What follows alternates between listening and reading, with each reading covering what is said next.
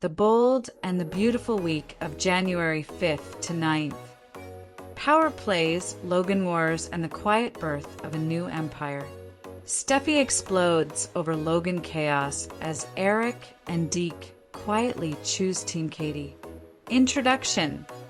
When a trademark becomes a declaration of war, on the bold and the beautiful, there are weeks that move stories forward, and then there are weeks that redraw the entire battlefield.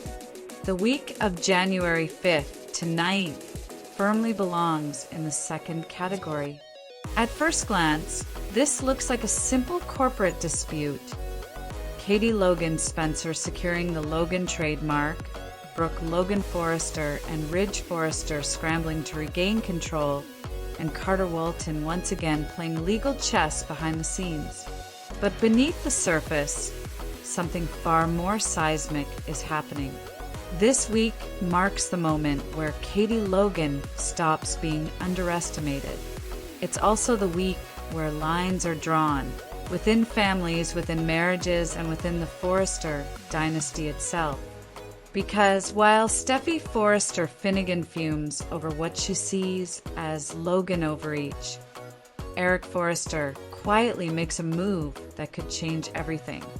And while Brooke and Ridge plot retaliation, a young designer named Deke Sharp finds himself standing at the threshold of something far bigger than a job offer. This is not just about fashion. This is about power, legacy, and who gets to define the future of Los Angeles's most famous families. Part 1. Katie Logan Spencer, from afterthought to architect. For most of her life on the bold and the beautiful, Katie Logan has existed in the margins of other people's stories. She has been the sister who supports, the wife who forgives, the mother who sacrifices, and the businesswoman who rarely demands credit. That era is over. By securing the Logan trademark with Liam Spencer's help, Katie didn't just win a legal skirmish, she issued a challenge. For the first time, the Logan name belongs to someone who intends to use it as a shield and a weapon. Katie's new fashion house is not a vanity project.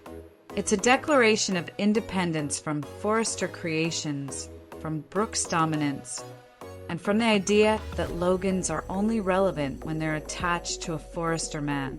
This week confirms that Katie understands something her opponents do not.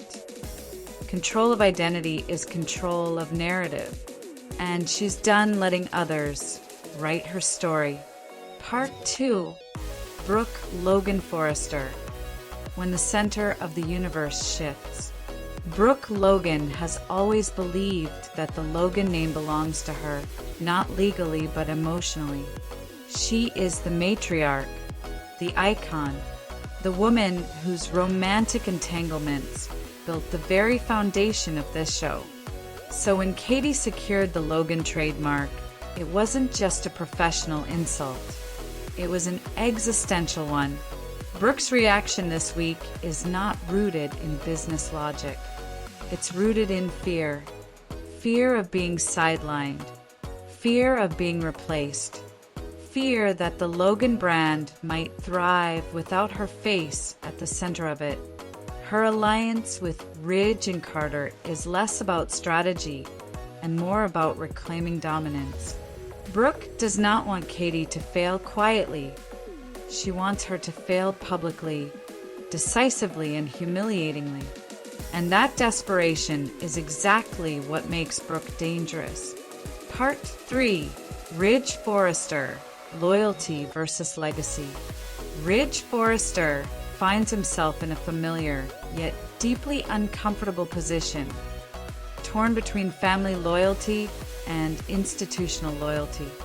On one side is Brooke, his wife, his muse, his emotional constant. On the other is the growing realization that Forrester Creations may have underestimated a threat that now has teeth. Ridge's decision to work against Katie is framed as protecting the family business. But the truth is more complicated. Katie's success threatens the Forrester monopoly on prestige. It challenges the idea that fashion excellence can only come from one house. And Ridge has built his identity on being the best in the room. This week, that certainty begins to crack. Part 4. Carter Walton, the man in the middle. Carter Walton, once again, finds himself cast as the legal brain behind other people's moral compromises. His involvement in the Logan trademark battle highlights a recurring pattern. Carter understands the law, but he struggles with the human cost of how it's used. By assisting Ridge and Brooke, Carter positions himself as a necessary evil, someone who believes he's protecting stability while quietly undermining fairness. But this week plants seeds of doubt, because as Katie builds something legitimate, ethical, and transparent, Carter's role begins to look less like protection and more like obstruction. And on the bold and the beautiful, men who sit on the fence eventually fall. Part 5. Steffi Forrester Finnegan, Rage as a Reflex. Steffi's fury over the Logan drama is immediate, visceral, and deeply personal. To Steffi, this is not a business dispute. It's a continuation of a lifelong war she never consented to fight. The Logans represent chaos, entitlement, and disruption. Everything Steffi believes threatens her family's legacy. Learning that Katie is not only succeeding, but gaining allies sends Steffi into defensive mode. Her rare alignment with Brooke is not about trust. It's about mutual resentment. Steffi does not want peace. She wants dominance. And that desire may push her into decisions that ultimately weaken the very empire she's trying to protect. Part 6.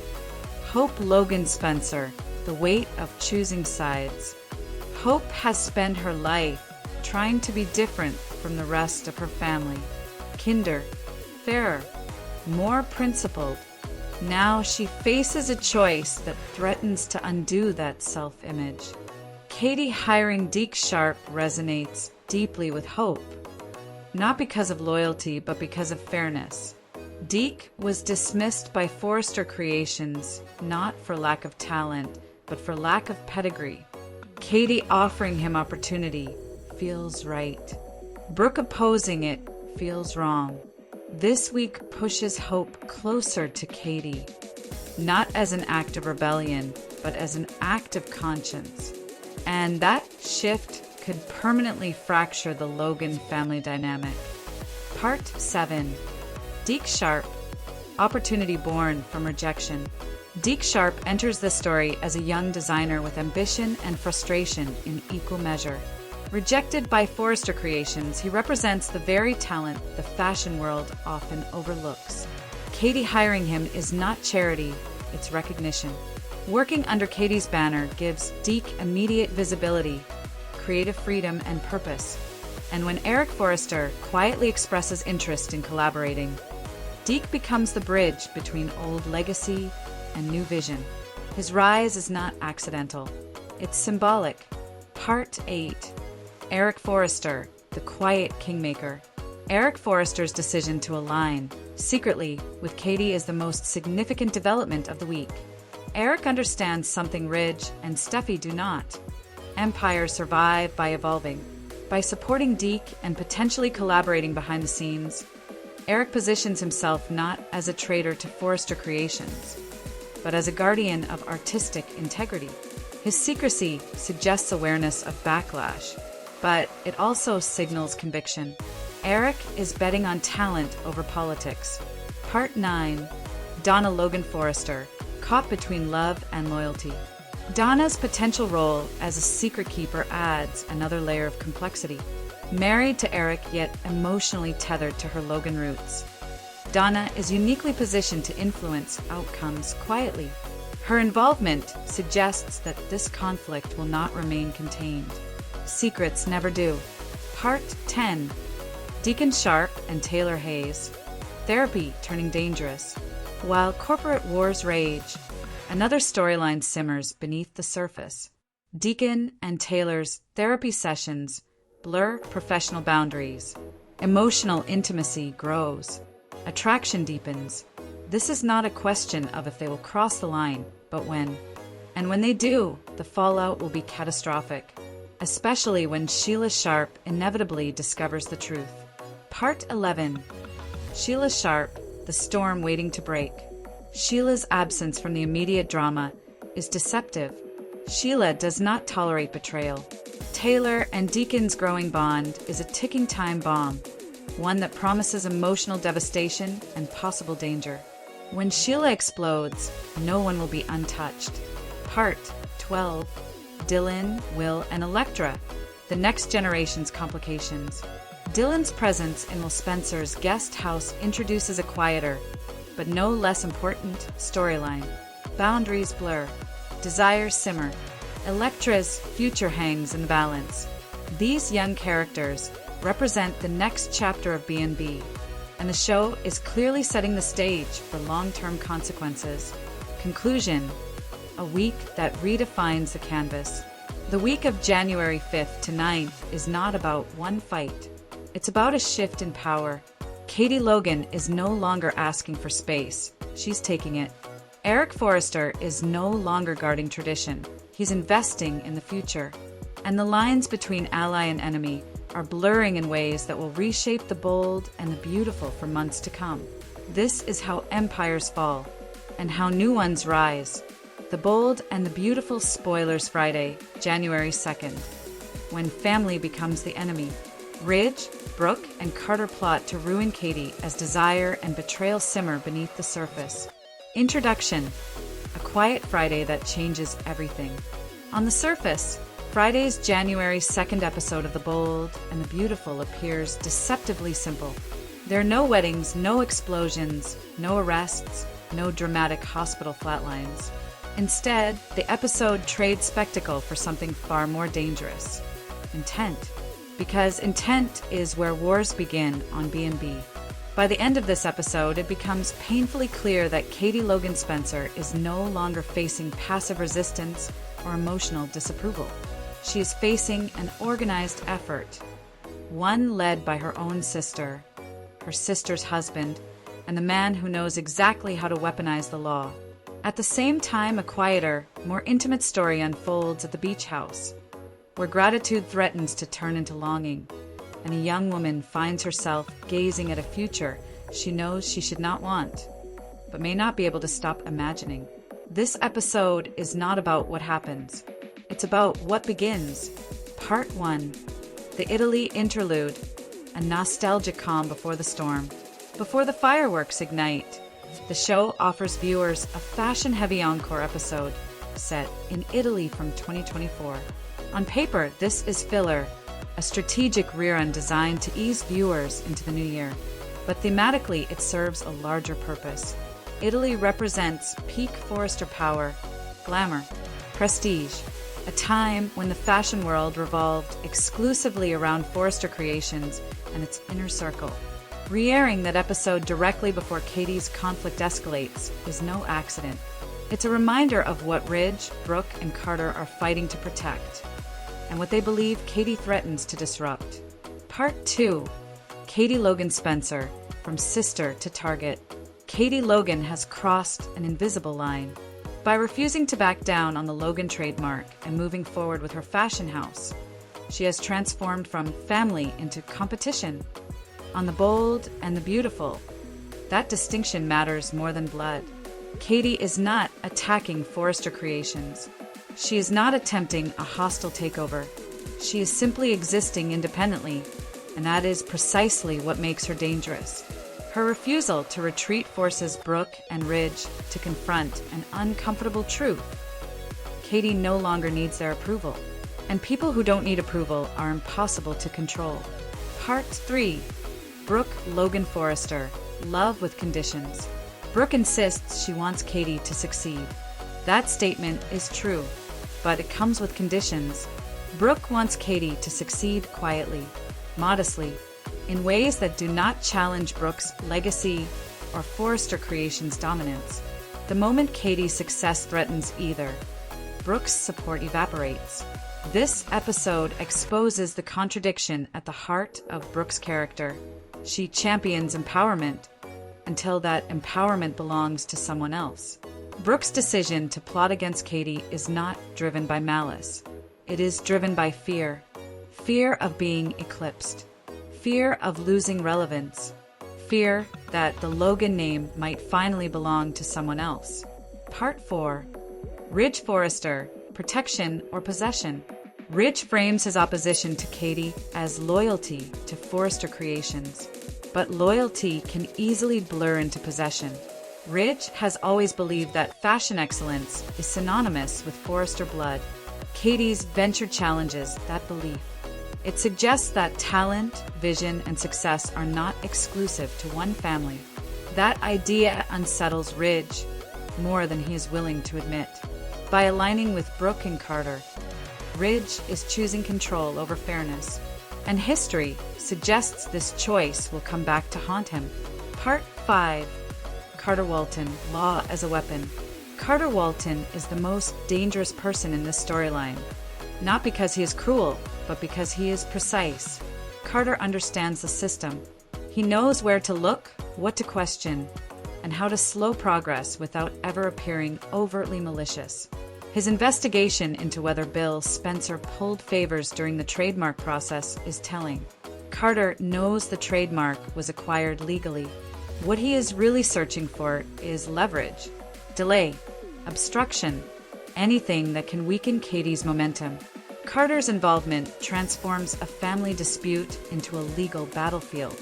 And once law enters the equation, innocence becomes irrelevant. Part 6. Bill Spencer, the power they can't touch.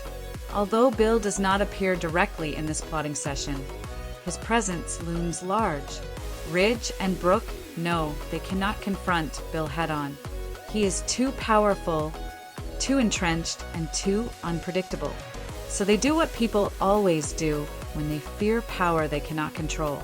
They go after the person standing closest to it. Katie. Part 7.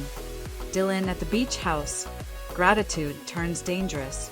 While corporate sabotage brews elsewhere, the beach house offers a study in emotional subtlety. Dylan begins the episode grateful, humbled, aware of her precarious position. Watching while Spencer and Electra Forrester share a private kiss should have cemented boundaries. Instead, it plants a seed. Later, when Dylan spies while alone, something shifts. Admiration lingers. Gratitude deepens. And attraction quietly takes root. This is not lust. It's longing. And longing is far more difficult to control. Part 8. Will Spencer, unintentional catalyst, Will has done nothing wrong. His generosity, kindness, and natural charm are genuine. But on the bold and the beautiful, goodness often has unintended consequences. Will's presence represents safety and possibility to Dylan. Two things she desperately needs. That combination is dangerous. Part 9. Electra Forrester, the unknowing obstacle. Electra remains unaware of the emotional shift happening around her. She is secure in her relationship, confident, at ease, and that security may soon be tested, because triangles on B&B rarely announce themselves loudly. They grow quietly. Part 10. Parallel betrayals, corporate and emotional. The brilliance of this episode lies in its symmetry.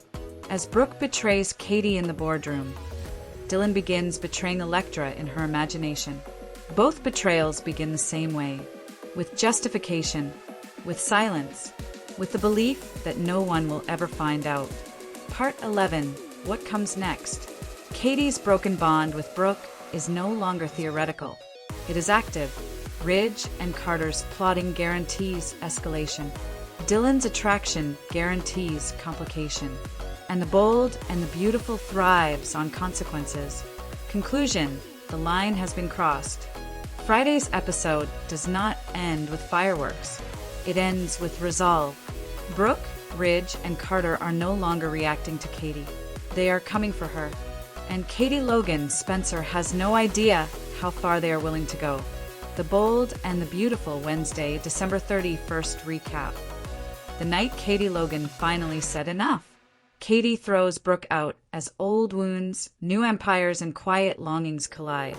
Introduction. When a door slam becomes a declaration. On The Bold and the Beautiful, some moments echo louder than explosions. They don't involve police sirens or hospital gurneys. They involve words that can't be taken back and doors that close for good. Wednesday, December 31st was one of those moments. Katie Logan Spencer throwing Brooke Logan Forrester out of her fashion house was not just a family fight. It was not just a sisterly disagreement. It was a reckoning decades in the making.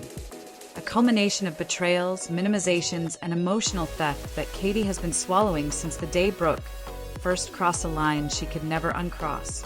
This episode marks a fundamental shift in B&B's emotional geography. Katie is no longer pleading. Brooke is no longer in control. And the Logan sister dynamic, long defined by forgiveness and imbalance, has fractured in a way that may never fully heal. At the same time, power plays unfold at Forrester Creations, where Bill Spencer's shadow looms large and Carter Walton begins to question whether the system itself has been bent. Meanwhile, at the beach house, kindness quietly edges toward consequence as Dylan looks on at a love she may soon want for herself. This is not a filler episode. This is a fault line. Part 1. Katie Logan Spencer. A lifetime of being taken from. Katie's explosion does not come from nowhere. It is not impulsive. It is not irrational. It is accumulated grief. For years, Katie has been asked, implicitly and explicitly, to be the sister who understands, the sister who forgives, the sister who steps aside when Brooke wants something, even when that something belongs to Katie. The affair between Brooke and Bill was not just a romantic betrayal. It was an existential one. It stripped Katie of her marriage, her security, and her sense of self, all while being reframed as complicated, confusing, and unintentional. On Wednesday, Katie finally names the pattern. She tells Brooke exactly what she has taken from her, and for the first time, she refuses to give anything back. Part 2. Brooke Logan Forrester.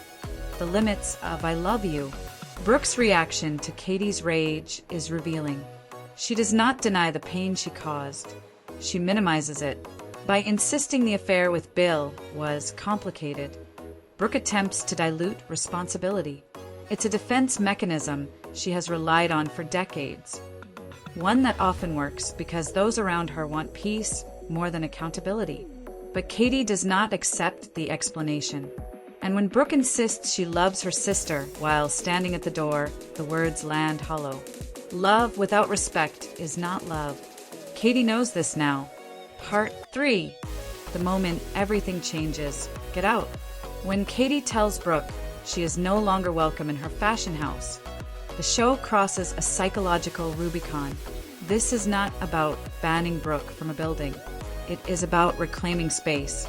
Katie is declaring that her future, her work, her ambition, her identity, will no longer be accessible to someone who undermines her. The door slam is symbolic. It is final. Part 4. Bill Spencer, cheerleader, catalyst, or puppet master. Across town, Bill Spencer revels in the Logan trademark victory. His taunting of Ridge and Carter is classic Bill. Bold, unapologetic, and infused with certainty. But Carter's suspicion introduces an unsettling question. Did Bill manipulate the outcome? Bill's confidence suggests he didn't need to. Power, like Bill's, rarely leaves fingerprints, and his unwavering support of Katie, while sincere, also positions him as the quiet architect of her empowerment. Whether intentional or not, Bill is reshaping the battlefield. Part 5. Carter Walton. Doubt creeps in. Carter Walton's concern is not personal, it's institutional. If Bill used influence to secure the trademark, it means the legal system itself has been compromised. Carter's vow to investigate places him in direct opposition to power, and on B&B that path is rarely safe. Part 6. Ridge Forrester. Fear disguised as anger. Ridge's fury at Bill is not just about Katie. It's about control slipping away. Katie choosing her own path, backed by Spencer money, represents a threat Ridge cannot neutralize easily. His concern over fallout is valid, but his anger reveals insecurity. Part 7. Katie and Bill reunite, confidence reborn. When Bill returns to Katie, his role is clear. Cheerleader, defender, ally. Katie's declaration that Brooke, Ridge, and the fashion world will hear her roar is not bravado. It is conviction, and conviction changes outcomes. Part 8. The Beach House. Kindness with consequences. Away from boardrooms and betrayal. The beach house scenes offer emotional contrast. Dylan's gratitude is genuine. Will and Electra's kindness is sincere. But kindness can be misread, and gratitude can deepen into longing. Part 9. Electra's necklace, innocence and irony. Electra giving Will a necklace crafted with their initials is tender, intimate, and deeply symbolic. It represents connection, belonging, a future, and Dylan watches it unfold. Smiling, quietly, seeds are planted this way. Part 10. Dylan, the observer, becomes the participant. Dylan's smile is not jealousy yet. It is awareness. And awareness is where desire begins. Her storyline is unfolding gently, but inevitability hums beneath the surface. Conclusion. A year ends, a war begins. December 31st does not close a chapter on the bold and the beautiful. It opens one. Katie Logan Spencer is no longer absorbing damage. She is setting boundaries, and everyone around her is about to discover what happens when the quiet sister finally fights back. Mary Brown rejects Cody's apology introduction. When apologies come too late. After more than a decade on Sister Wives, viewers have watched the Brown family fracture in slow motion. What began as a reality series about faith, family, and plural marriage has evolved into something far more raw. A long, public autopsy of relationships that collapsed under the weight of ego, control, unmet emotional needs, and shifting identities. Few moments have captured this transformation more clearly than Mary Brown's visible refusal to accept Cody Brown's latest apology. To some viewers, Cody's apology sounded earnest. To others, it felt performative, carefully worded, and suspiciously timed. But Mary's reaction made one thing crystal clear. Whatever Cody was trying to repair, it was already beyond saving. And layered beneath that emotional standoff was another revelation that stunned audiences and reframed the family's already complicated history. Christine Brown and Cody Brown are related. At first glance, the cousin revelation seemed like a bizarre footnote, an oddity born from the insular nature of polygamous communities. But when examined alongside Mary's emotional detachment, Janelle's step-sibling twist, and the broader unraveling of the Brown family, it becomes clear that these family overlaps are more than trivia. They are symbols of a closed system, one where boundaries blur, roles overlap, and accountability often dissolves. This article takes a deep, unflinching look at why Mary Brown isn't buying Cody's apology, how the cousin revelation adds new texture to the family narrative, and what these intertwined relationships reveal about power, loyalty, and emotional survival inside plural marriage. Chapter 1. Mary Brown and the Cost of Being First. Mary Brown entered Cody Brown's life long before cameras, confessionals, or TLC contracts. As his first wife, she didn't just marry a man. She helped build the foundation of a family ideology. In fundamentalist Mormon polygamous culture, the first wife often carries symbolic weight. She legitimizes the marriage, sets the emotional tone, and is expected to model obedience, sacrifice, and faith. For years, Mary fulfilled that role publicly, even as her private world grew increasingly lonely. While Cody added wives and children, Mary's own household remained small. Her struggles with infertility isolated her further, creating a quiet grief that often went unseen or unaddressed. By the time Sister Wives premiered, the cracks were already there. Mary's guarded demeanor, Her moments of sharp defensiveness and her frequent emotional withdrawal weren't personality quirks. They were coping mechanisms. When Cody now offers apologies, Mary hears them through the filter of decades of emotional neglect. An apology to her isn't just about acknowledging a recent slight. It would require him to confront years of abandonment, public humiliation, and emotional displacement. And that's a confrontation Cody has never fully been willing to make. Chapter 2. The Apology That Rang Hollow. Cody Brown's recent apology followed a familiar pattern. He acknowledged pain. He admitted regret. He spoke in broad, philosophical terms about mistakes and growth. But notably absent were specifics, clear acknowledgments of how his actions affected Mary personally. For someone like Mary, who has spent years asking to be seen, vagueness is not healing. It's erasure. Apologies function differently depending on timing and intent. When delivered early, they can prevent wounds from festering. When delivered late, after emotional detachment has already set in, they can feel self-serving. Mary's body language told the real story. She wasn't angry. She wasn't defensive. She was distant. And emotional distance is often the final stage of relational grief. In many ways, Mary has already mourned the marriage. What remains is not bitterness, but clarity. Chapter 3. Christine and Cody, cousins in a closed world. The revelation that Christine Brown and Cody Brown are third cousins, once removed, stunned casual viewers. But within fundamentalist polygamous circles, it barely raised eyebrows. Christine herself explained why. Growing up in a small, close-knit religious community meant that nearly everyone was connected by blood or marriage. Finding a spouse who wasn't related at all was nearly impossible. Her matter-of-fact explanation, delivered alongside her current husband, David Woolley, highlighted just how normalized these overlaps are. Third cousins, once removed, is fully legal, Christine clarified, drawing a sharp contrast between legality and taboo. Polygamy may be illegal, but distant blood relations are not.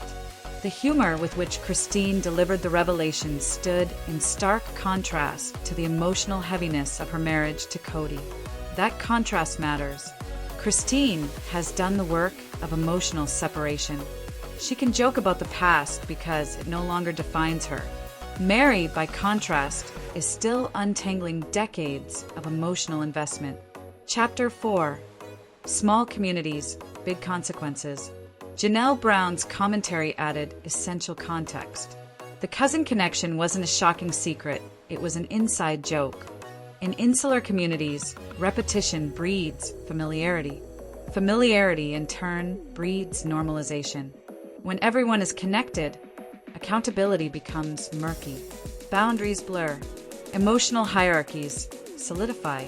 These conditions make it easier for power imbalances to thrive and harder for individuals like Mary to assert emotional needs without being labeled difficult or disloyal. Chapter 5. Janelle's step-sibling revelation. If Christine and Cody's cousin connection raised eyebrows, Janelle's family overlap prompted outright disbelief. Janelle's mother marrying Cody's father transformed Janelle into both wife and step-sibling. It's a twist that sounds absurd outside the context of polygamy, but within it was treated as merely inconvenient. This revelation underscores how layered and tangled the Brown family structure truly is. These aren't just unconventional relationships. They are structurally complex systems where emotional roles are constantly renegotiated. For Mary, navigating this environment as the first wife meant repeatedly surrendering emotional territory. Chapter 6. Why Mary doesn't need closure anymore. One of the most misunderstood aspects of Mary Brown's journey is the assumption that she's waiting for closure. She isn't. Closure implies unfinished business. Mary's demeanor suggests completion. The grief has been processed, the illusions dismantled. Cody's apology arrived not at the height of conflict, but after the emotional embers had cooled. At that point, apologies are not bridges, they are echoes. Chapter 7. Power, patriarchy and performance. Kody Brown's leadership style has long been rooted in authority rather than empathy. His apologies often emerge only after public opinion turns against him. That timing matters. For Mary, an apology delivered under public scrutiny feels less like accountability and more like image management. In patriarchal systems, men are often praised for minimal emotional effort. Women are expected to accept apologies as proof of growth, regardless of sincerity. Mary's refusal disrupts that narrative. Chapter 8. Christine's Freedom as a Mirror. Christine's joyful remarriage to David Woolley serves as an unintentional mirror for Mary. It shows what emotional reciprocity looks like. It highlights what was missing, and it reinforces why apologies alone cannot repair structural neglect. Chapter 9. The audience's role in the reckoning. Sister Wives viewers have evolved alongside the show. Early seasons romanticized plural marriage. Later seasons exposed its emotional toll. Audience empathy has shifted toward the women, and particularly toward Mary, whose suffering was often subtle, slow, and easy to overlook. Kody's apology may have been aimed at viewers as much as at Mary. Her rejection of it reclaims narrative power. Chapter 10. What this means for the future. Mary Brown doesn't need Kody's apology to move forward. She needs autonomy, dignity, and emotional honesty, things she's increasingly finding outside the marriage. The cousin revelations, the step-sibling twists, and the apology itself all point to the same truth. The Brown family system was never built to sustain individual emotional well-being. Mary's clarity is not bitterness, it's wisdom. Conclusion: when silence speaks louder than sorry. In the end, Mary Brown's refusal to accept Kody Brown's apology is not an act of cruelty or stubbornness. It is an act of self-respect. The intertwined family ties revealed on Sister Wives add texture to the story, but they don't excuse emotional neglect. Apologies matter, but only when they come with accountability, specificity, and change. For Mary, those things arrive too late, and sometimes the most powerful response isn't forgiveness, it's indifference. Come back often for more Sister Wives news, deep dives, and updates as the Brown family story continues to unfold. Brooke Logan's ruthless power play. A 2026 bold and the beautiful reckoning introduction. When family becomes the enemy. On Friday's episode of The Bold and the Beautiful, the soap does what it has always done best. Take a family conflict, pour gasoline on it, and strike the match. What should have been a complicated but solvable business dispute between sisters instead explodes into a full-blown corporate war, with Brooke Logan assembling an entire power structure to crush Katie Logan's dream before it can even take its first breath. This isn't just a trademark disagreement. It isn't just lawyers doing their jobs. And it certainly isn't a misunderstanding that will be cleared up over coffee at Il Giardino. This is three of the most powerful people in Los Angeles fashion: Brooke Logan, Ridge Forrester, and Carter Walton, actively working together to undermine one woman startup. That woman just happens to be Brooke's own sister. And the optics? They're brutal. As Katie Logan tries to launch a new fashion house built on independence, healing, and self-worth, she finds herself blocked, boxed in, and outmaneuvered by a trio with decades of influence, money, and legal firepower. Meanwhile, in a parallel storyline that feels almost like moral commentary, will Spencer and Electra Forrester quietly show compassion to Dylan, proving that empathy still exists in this universe, even if it's in short supply among the adults running it. What unfolds on Friday isn't subtle, it's ruthless, and it forces viewers to ask some uncomfortable questions about Brooke Logan, loyalty, and the true cost of winning. Chapter 1. Katie Logan's dream was never about a name. From the moment Katie Logan announced her intention to start her own fashion house, it was clear this wasn't a vanity project. This wasn't about ego, revenge, or one-upping her sister. Katie's venture represented something far more personal. After years of health struggles, romantic disappointments, and living in the shadow of both Brooke Logan and Bill Spencer. Katie was finally carving out an identity that belonged solely to her, a company built on her vision, her leadership, her resilience. The choice to use the Logan name wasn't a power grab, it was a reclamation. Katie wasn't borrowing credibility. She was asserting that her story, her talent, and her legacy mattered just as much as Brooke's. That context makes Brooke's response feel especially cold.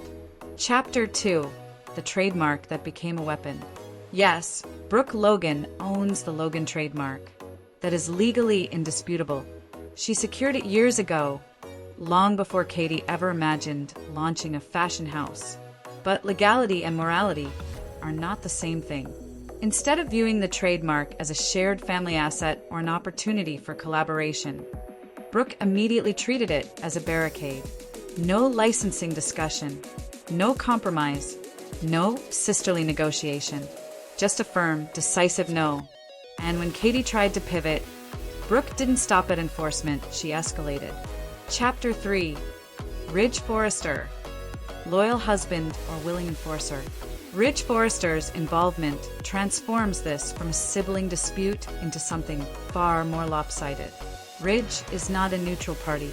He is Brooke's husband, the creative backbone of Forrester Creations, and a man whose loyalty has historically followed his romantic attachments. By backing Brooke without hesitation, Ridge effectively brings the full cultural and creative weight of Forrester Creations into the fight. His presence signals that this isn't just Brooke defending her brand. It's the Forrester machine closing ranks. Ridge calling Brooke Logan like a badge of honor underscores something else. In this battle, Katie isn't family. She's competition. Chapter 4: Carter Walton crosses the line. Carter Walton's role is perhaps the most troubling. As Forrester Creations attorney, Carter is expected to provide legal counsel, not become an active participant in personal vendettas. Earlier in the week, his actions could be framed as professional diligence. By Friday, that illusion collapses. Carter is no longer advising. He's executing, racing to the trademark office, strategizing how to box Katie in, aligning himself fully with Brooke and Ridge. At that point, neutrality is gone. Katie isn't just fighting a trademark. She's fighting an institution. Chapter 5: 3 against 1, and everyone knows it. The most damning aspect of this storyline is how unapologetically uneven it is. Brooke Logan, fashion icon, trademark holder, industry legend. Ridge Forrester, creative director, Forrester heir, global influence. Carter Walton, elite attorney with intimate knowledge of the fashion industry's legal landscape. Against them, Katie Logan, with passion, integrity, and Bill Spencer's financial backing. Money can help, but it doesn't level the field. This is not fair competition. It's strategic suffocation. Chapter 6: Brooke Logan's pattern of control. Longtime viewers will recognize this behavior. Brooke has always struggled when others, especially family, attempt to step outside roles she's grown comfortable with. Her history is filled with moments where support turns into sabotage the moment control slips. What makes this situation different is the target. Katie isn't a rival designer. She isn't an ex. She isn't an outsider. She's Brooke's sister. And Brooke still chooses domination over compassion. Chapter 7: Heather Tom's impossible task. From an acting perspective, Friday's episode places Heather Tom in an unenviable position. Katie must stand firm without becoming bitter. She must show strength without turning cruel. She must fight without losing the moral high ground. It's a delicate balance, and one Heather Tom is uniquely equipped to handle. Opposite her, Catherine Kelly Lang, Torsten Kay, and Lawrence St. Victor operate from positions of confidence and authority. The contrast is intentional and devastating. Chapter 8: Bill Spencer, supportive but not a savior. Bill Spencer's backing gives Katie resources, but it doesn't erase her vulnerability. Bill's money can fund lawyers, marketing, and infrastructure, but it can't undo the emotional betrayal of being targeted by one's own sister. Nor can it fully counteract Forrester Creations' institutional power. Katie's fight remains deeply personal. Chapter 9. Dylan, Will, and Electra. A study in contrast. While Brooke assembles a war council, a quieter story unfolds. Dylan, living out of her car, receives kindness from two people who owed her nothing. Will Spencer and Electra Forrester. Their compassion isn't strategic. It isn't transactional. It's human. Dylan thanking them is more than gratitude. It's validation that decency still exists in this world. Chapter 10. The kids are watching. One of the most subversive elements of this storyline is generational. Will and Electra represent a future where empathy matters more than power. Brooke, Ridge, and Carter represent an old guard that confuses winning with righteousness. The contrast is stark and intentional. Chapter 11. When legal right becomes moral wrong. Brooke may win this battle. She may keep the trademark locked down. She may delay or derail Katie's launch. But victory does not equal virtue. History is full of characters who are legally correct and emotionally bankrupt. Brooke, Logan risks joining their ranks. Chapter 12. What comes next for Katie Logan? Katie Logan's story is far from over.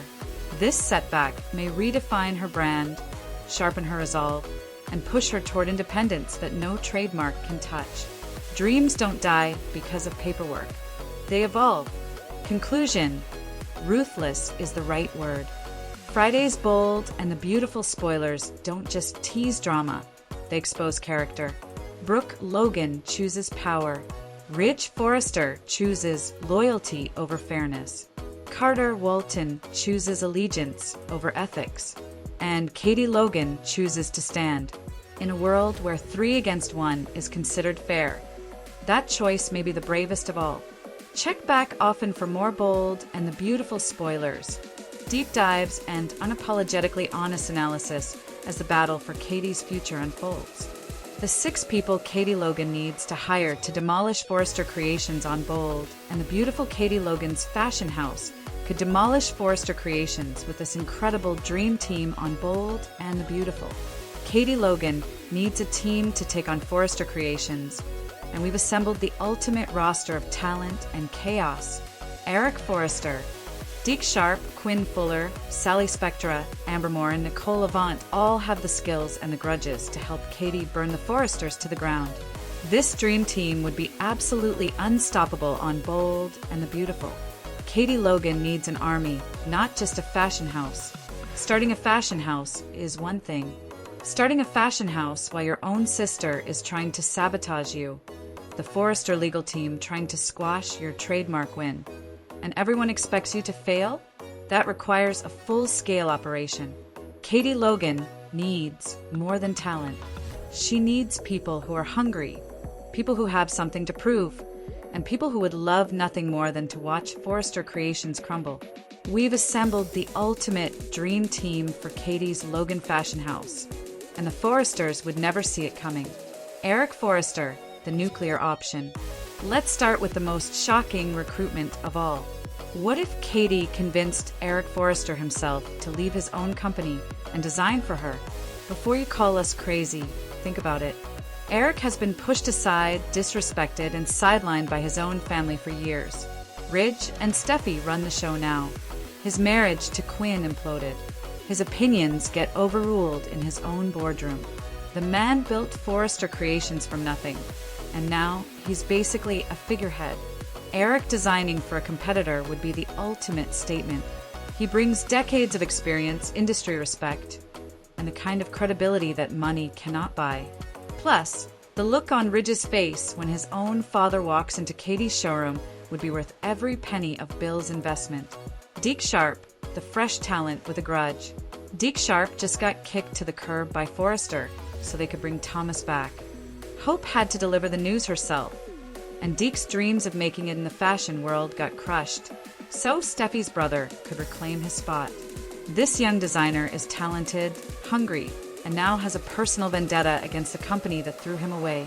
Katie could offer him what Forrester wouldn't, a real chance to prove himself.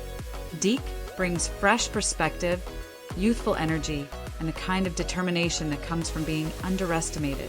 Also, let's not forget that Deke is Deacon Sharp's son, which means he's Sheila Carter's step-grandson. The family connections alone would send Steffi into a tailspin. Quinn Fuller, the jewelry queen. We've already made the case for Quinn Fuller's return to Bold and the Beautiful, but she deserves her spot on this roster.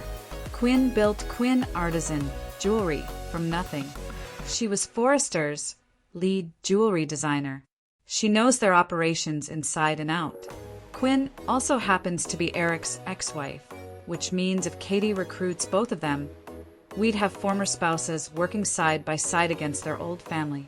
The awkwardness would be delicious. The professional respect could be genuine. And Quinn's designs would give Logan Fashions the accessory line it needs to compete at the highest level. Rena Sofer is being wasted on General Hospital playing Lois with minimal screen time. Bring her home to Bold and the Beautiful where she belongs. Sally Spectra, the designer who already beat them once. Sally Spectra literally built Spectra Fashions to compete with Forrester Creations. She knows how to run a rival fashion house. She knows how to create buzz on a budget. She knows how to get under the Forrester skin. Yes, there was that whole stealing design scandal early in her career. But Sally learned from it, grew from it, and went on to prove her legitimate talent as the lead designer for Steffi's Intimates line. The woman has skills. Sally is currently wasting away on Young and the Restless, tangled up in Newman drama when she should be doing what she does best, designing clothes and causing chaos in Los Angeles. Katie needs a lead designer who isn't afraid of the Forresters. Sally has already gone to war with them and survived. Amber Moore, the original chaos agent. Speaking of people Forrester has wronged, let's talk about Amber Moore. This woman has been a designer, a schemer, and a survivor since she first showed up in Los Angeles in 1997. She worked at Forrester Creations. She worked at Jackie M Designs.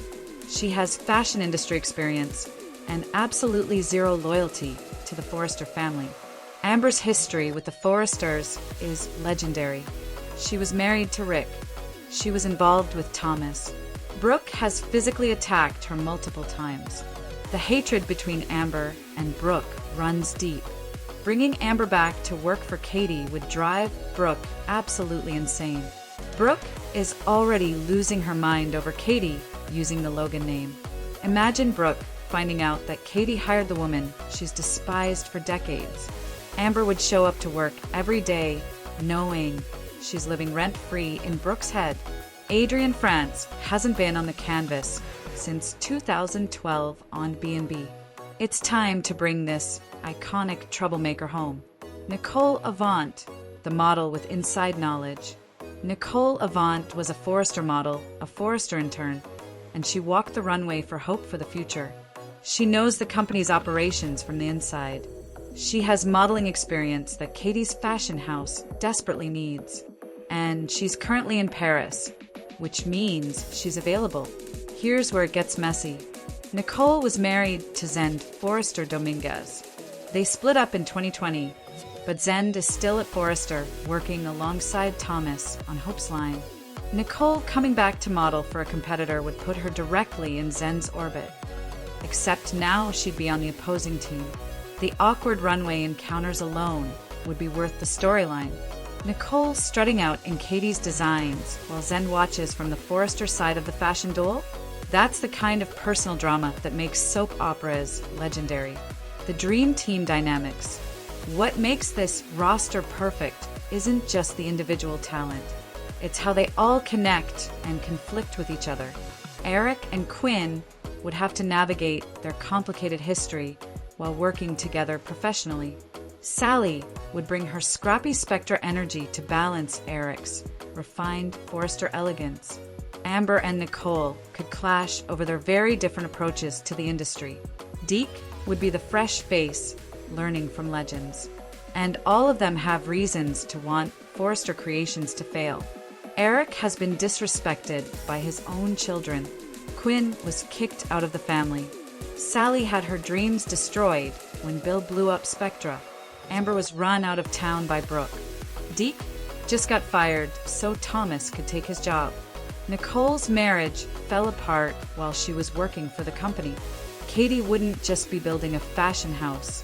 She'd be building an army of people with talent, experience, and personal vendettas. The Forrester nightmare scenario. Picture the Logan fashion house debut. Katie Logan stands at the center of her new empire, flanked by Eric Forrester in a designer suit he created himself. Quinn's jewelry sparkles under the runway lights. Sally's clothing designs walk the runway on models, including Nicole Levant. Deke's fresh pieces close the show. Amber handles the backstage chaos with the experience of someone who's been through fashion wars before. Katie Logan's dream team could destroy Forrester Creations. Katie Logan starting her own fashion house isn't just another business storyline on The Bold and the Beautiful. It's a powder keg. This isn't a feel-good Logan girl boss arc where everyone eventually hugs it out. This is a full-scale threat to the Forrester dynasty. And if Katie plays this right, she doesn't just compete with Forrester Creations, she dismantles it piece by piece. For that to happen, Katie can't rely on safe hires or neutral talent. She needs people with history, with scars, with grudges, people who know Forrester Creations from the inside and would enjoy watching it bleed market share, prestige, and family unity. If Katie Logan truly wants to demolish Forrester Creations, this is the six-person army she needs. Katie Logan needs an army, not a startup. Let's be honest about the battlefield. Katie isn't launching a fashion house in a vacuum. She's doing it while Brooke is actively undermining her and trying to control the Logan name. Steffi is using Forrester legal muscle to fight her trademark victory. Ridge is emotionally entangled in Brooke versus Taylor chaos. The Forresters expect Katie to fail quietly so they can say, "We warned her." That's not a startup environment. That's hostile territory.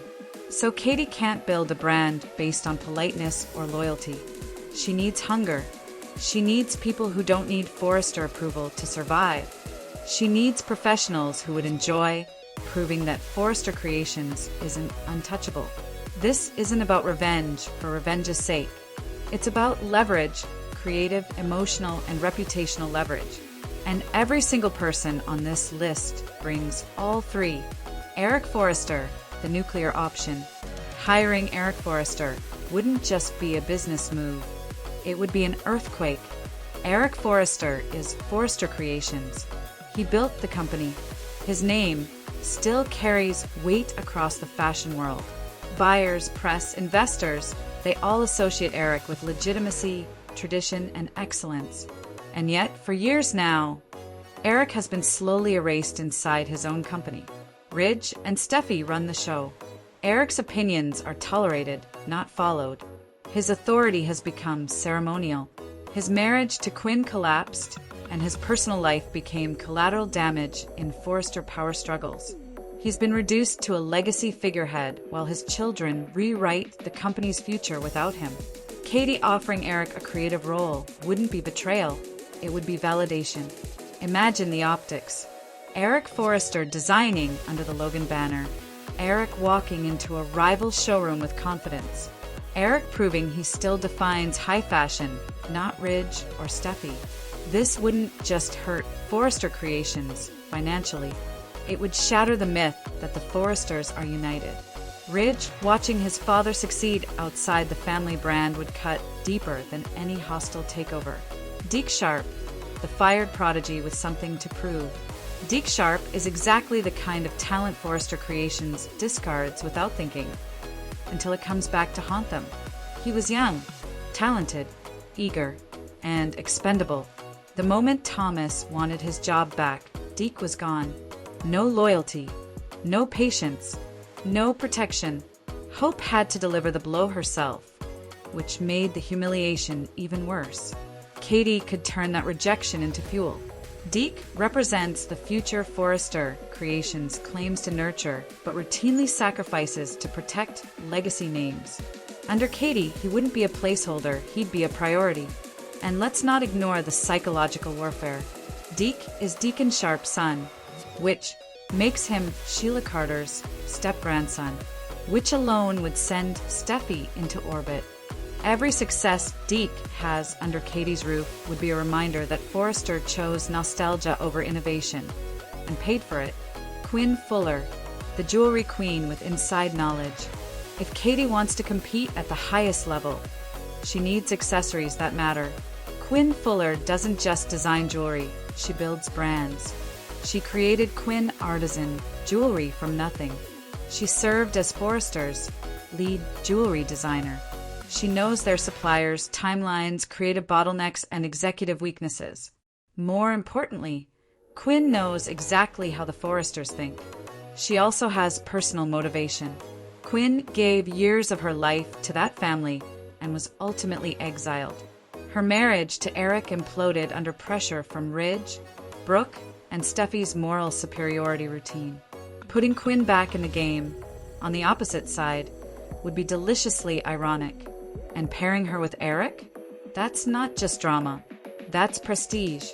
Two former Forrester Power players creating something new, free from the family politics that destroyed them? That's a story buyers and fans would eat alive. Sally Spectra, the woman who's already beaten them. Sally Spectra doesn't fear Forrester creations. She already went to war with them and survived. Spectra Fashions proved that you don't need Forrester money to make noise. Sally knows how to generate buzz, controversy, and attention with limited resources. She understands scrappy marketing better than anyone on this canvas. Yes, she made mistakes early in her career. She paid for them. She learned. And she grew into a legitimate, proven designer, good enough that Steffi trusted her with the intimates line. Right now, Sally is wasted in Genoa City, buried under Newman drama that has nothing to do with her core strength. Under Katie, Sally wouldn't just design clothes. She'd design disruption. She understands how to needle the Forresters where it hurts most. Their image of superiority. Amber Moore. Chaos with experience. Amber Moore isn't subtle, and that's exactly why she belongs on this team. Amber has worked at Forrester Creations, Jackie M Designs, multiple fashion houses across decades. She knows the industry. She understands fashion politics. And she has zero emotional loyalty to the Forresters. Her history with Brooke alone makes her invaluable. Brooke despises Amber. Always has. Their rivalry is personal, physical, and unresolved. Hiring Amber would instantly destabilize Brooke emotionally, and Brooke is already spiraling over Katie's independence. Amber doesn't need to scheme anymore. Her existence is the scheme.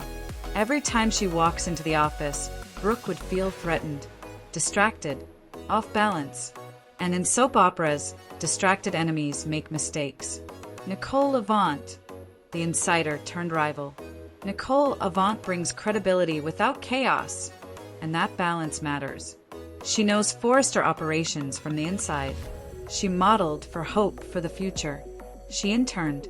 She understands the rhythm of the company and how runway politics work. She also brings emotional stakes. Nicole was married to Zend. Their split happened while both were connected to Forrester Creations. Zend is still there, designing, collaborating, competing. Nicole returning as a model for Katie would turn every fashion event into a psychological standoff. Imagine Nicole walking Katie's runway, Zend watching from Forrester's side. Old feelings, unresolved tension, public comparison. That's soap gold and brand building drama. Why this team works. What makes this group lethal isn't just talent. It's alignment. Every person here has been dismissed, sidelined, or betrayed by Forrester Creations, has something personal at stake, brings a different strength to the table. Eric brings legacy. Quinn brings precision. Sally brings disruption. Amber brings chaos. Deke brings hunger. Nicole brings insider credibility. Together, they don't just compete. They destabilize. The Forrester nightmare scenario. Picture the launch. Katie Logan stands at the center of her new fashion house. Calm, confident, no longer apologizing. Eric Forrester debuts a collection that proves he never lost his edge. Quinn's jewelry gleams under the runway lights. Sally's designs dominate social media by morning. Nicole walks the runway like she owns it. Deke closes the show with bold, youthful designs. Amber runs backstage like a general who survived 3 fashion wars. Across the room, Ridge watches his father thrive without him. Steffi realizes control isn't permanent. Brooke sees her enemies aligned under her sister's banner.